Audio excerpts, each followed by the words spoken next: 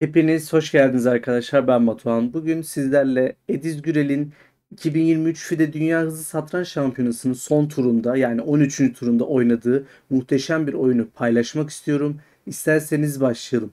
Evet, şimdiden spoiler vermeyi çok gerçekten istiyorum. Kendisi yani Ediz 98.3 doğrultuda oynayarak neredeyse kusursuz bir maç çıkardı. Rakibi de tabii ki çok böyle küçümseyebileceğimiz rakip değil. İspanyol GM Alan Picot rakibi oldu ve burada dikkat edin, Ediz Gürel siyahlarda oynuyor ve gerçekten Ediz bu maçtan sonra 41. sırada bu turnuvayı tamamlıyor ve gerçekten takdir hak ettiğini düşünüyorum ve 41 kere de maşallah demek istiyorum diyerek isterseniz şimdi başlayalım.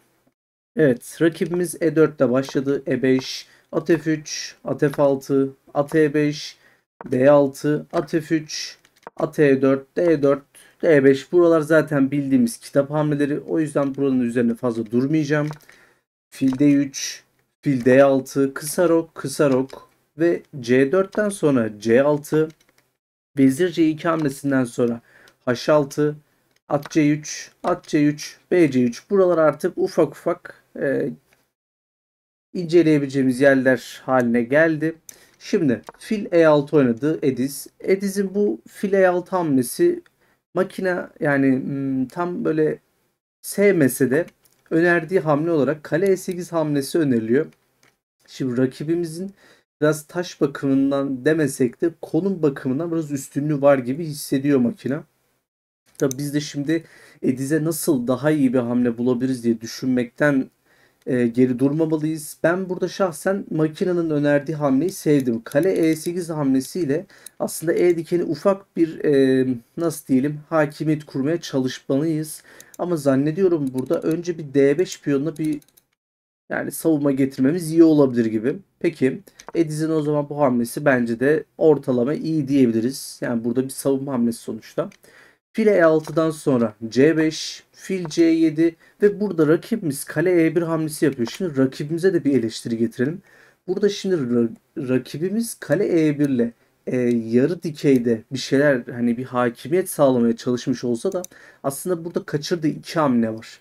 Birincisi at E5 hamlesi, ikincisi de kale B1 hamlesi ki bence kale B1 hamlesi fili C8'e geri itme adına gerçekten büyük bir hamle olabilirdi.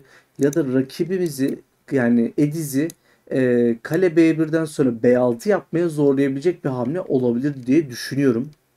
Ki zaten makinenin de kale B1'den sonra önerdiği hamle fil C8 değil B6 hamlesi. Peki kale B1 değil de at E5 yapsaydı at E5 e, aslında rakibimizin atı burada nasıl diyelim ileri karakol şeklinde bir konum elde ediyor ve biz burada bu atı sökmek için uğraşmak zorunda kalacaktık. Örneğin fil çiftimizi verebilirdik. Fil E5, D E5 ya da at D7 oynadıktan sonra burada benim pek hoşuma gitmeyen ama bilgisayarın dehşetçe bir şekilde önerdiği F4 hamlesi var. F4 hamlesinden sonra biz ne oynarsak oynayalım. At E5 olur, fil E5 olur hiç fark etmez. Oynadığımızda rakibimiz D5 hamlesinden sonra gerçekten çok üstün kalıyor. Ve bu gerçekten hoş olmayan bir durum bizim için diyebilirim. Ama rakibimiz burada kale E1 oynamayı tercih etmiş. O yüzden oradan devam edelim. At D7, fil H7, şah H8, fil F5, vezir F6'dan sonra şimdi burada rakibimiz fil E6 almayı tercih ediyor. Peki f E6'dan sonra kale B1. Rakibimiz şimdi B7 piyonuna ufaktan bir baskı kurmaya çalışıyor ve burada şunu belirtmek istiyorum. Konum dengelendi. Daha demin Alan Picot biraz daha önde gibiydi. Yani konumu biraz daha iyi gibiydi ama kendisi yaptığı hamlelerle biraz daha eşitliğe getirdi diyebiliriz. Peki biz nasıl oynamalıyız burada? Kale A B8, C4, E5, CD5, CD5, burada D5'ten sonra at E5 ve kale B3 hamlesi rakibimizin oynadığı bir hamle oldu. Şimdi biz burada nasıl oynamalıyız? Kalelerimizi örnek veriyorum. Kale B E8 oynayarak bu dikeylere bir şekilde baskı kuracak şekilde mi yerleştirmeliyiz? Yoksa örnek veriyorum at F3 oynayarak işte kale F3 oynamasını mı yani beklemeliyiz tarzda bir düşünce şu an beni sardı. Bence en mantıklısı olan kale B E8 hamlesi. Bu kalelerin bir şekilde karşı tarafa bakacak şekilde konumlandırmasını gerektiren bir konum diye düşünüyorum. Aslında Ediz de böyle düşünmüş ve kendisi kale B E8 oynadıktan sonra at E5, kale E5, kale E5 ve vezir E5 hamleleriyle karşı karşıya kalıyoruz. Şimdi baktığımızda Ediz'in konumu biraz daha rakibimize göre daha nasıl diyebiliriz, iyi durumda. Peki burada rakibimizin oynadığı hamle neymiş? G3 hamlesiymiş. Peki biz bu G3 hamlesini oynayıp neden beyaz kalelerimizi zayıflattık? Ne gerek vardı diye düşünebilirsiniz. Arkadaşlar örnek veriyorum. Kale B'yi de oynarsanız burada vezir E bile zaten mat oluyorsunuz. Burada başka bir savunma hamlesi de ben göremiyorum. Şah F1 gibi bir hamle çok zayıf kalabilirdi. Burada H2 piyonunu vermek de istemezsiniz. O yüzden G3 hamlesi aslında rakibimiz oynayabileceği en mantıklı hamlelerden biri olmuş bence. Peki D4 oynadık. Fil B2 hamlesinden sonra, ki bu fil B2 hamlesi bence de yanlışlık içeriyor. Peki Vezir E1. Vezir E1 galiba Ediz'in şu hamleyi kaçırmasına sebep oldu. Vezir D5 hamlesi bence de burada daha iyi olasılıklar veriyor olabilir. Ama tabii ki burada bunu hesaplamak biraz zor olabilir. Şahsen ben de o stres içerisinde olsam ben de hesaplayamazdım diye düşünüyorum. Vezir D5 hamlesinden sonra şimdi rakibimizi vezir G6, fil E5 oynadığımızda ise rakibimizin fil C1 ile üzerimize gelmesine bence müsaade etmemize gerek yok.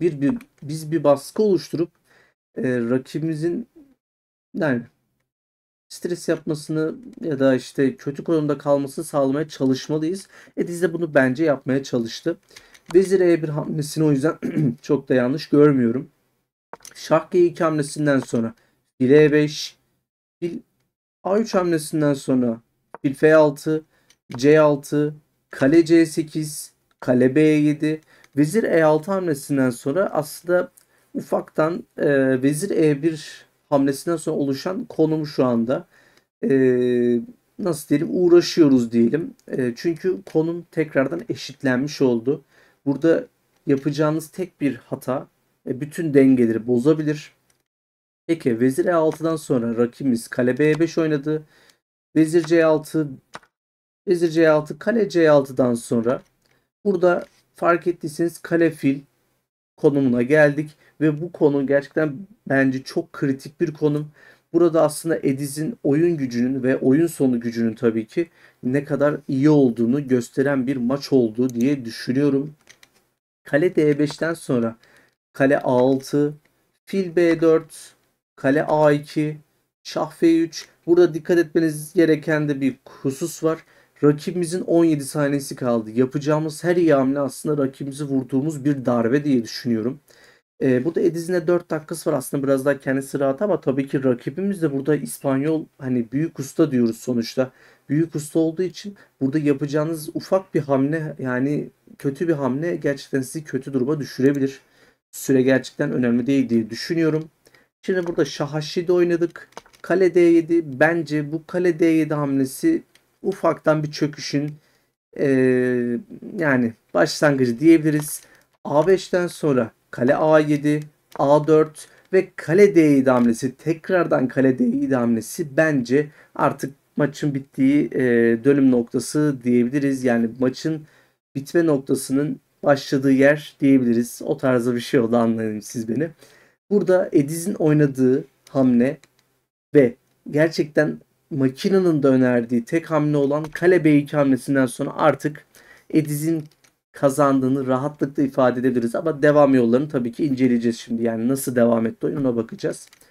Fil C5, A3, kale A7, A2, şah E4'ten sonra kale F2, fil D4, fil D4, şah D4'ten sonra kale H2, şah E4, şah G6. Dikkat edin, şahımızı merkeze doğru ufaktan kaydırmaya çalışıyoruz. Hatta merkezi değil, şimdi göreceksiniz ne yapmaya çalıştığını Ediz'in. Şah F4'ten sonra şah F6, G4, şah E6, şah E4, şah D6, şah F5. Ne yapmaya çalışıyor bakın.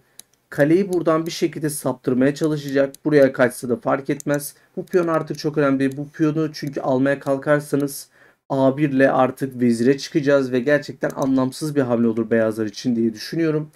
Ne yapacak Ediz? Ufaktan ufaktan piyonunu burada sürmeye çalışacak. Burada şahlarla karşılaşsanız bile burada şah C1'den sonra kale C2 koyuyorsunuz. Hani kale C7'ye karşı diyorum. Burada zaten artık yani pek bir umudunuz yok gibi. Rakibimiz de böyle düşünmüş olacak ki biz kale G2 oynadıktan sonra kendisi çünkü şah G6 oynarsa kale G4 hamlesiyle karşı karşıya ve burada şah F4 oynarsa artık burada tutmasının mümkün olmadığını gördüğü için rakibimiz yani Alan Picot burada terk etmiş bulunuyor diyelim sevgili arkadaşlar. Evet, benim anlatacaklarım bu kadar. Ediz'in 98.3 doğrulukla oynadığı bu muhteşem oyunu gerçekten çok beğendim. İncelerken de gerçekten büyük bir zevk aldım ve sizlerle de bu oyunu paylaşmak istedim. Umarım analizden keyif almışsınızdır. Umarım videoyu beğenmişsinizdir ve de analizimi umarım beğenmişsinizdir diyerek analizimizi tamamlayalım sevgili arkadaşlar. Evet, videoyu beğenseniz like tuşuna basabilirsiniz. Ediz Gürel'in bu oyunu hakkındaki düşüncelerinizi ve Ediz Gürel'in daha çok maçını hani analiz et, işte ne bileyim çocukluğunda oynadığı maçları analiz edebilirsin vesaire gibi düşünceleriniz varsa da yorumlar kısmında belirtebilirsiniz. Ediz'in maçlarını gerçekten çok seviyorum. Her zaman inceleme imkanım olmuyor. O ayrı bir konu ama bundan sonra da incelemeye çalışacağım diyeyim sevgili arkadaşlar. Evet. Bir de içeriklerimden memnunsanız abone olup bildirimleri açabilirsiniz arkadaşlar. Elimden geldiği kadar içerik bazında kaliteli maçlar analiz edip sizlere sunmaya çalışıyorum. Umarım elimden geleni yapabiliyorumdur diyerek videoyu kapatmak istiyorum. Kendinize iyi bakın. Sağlıcakla kalın.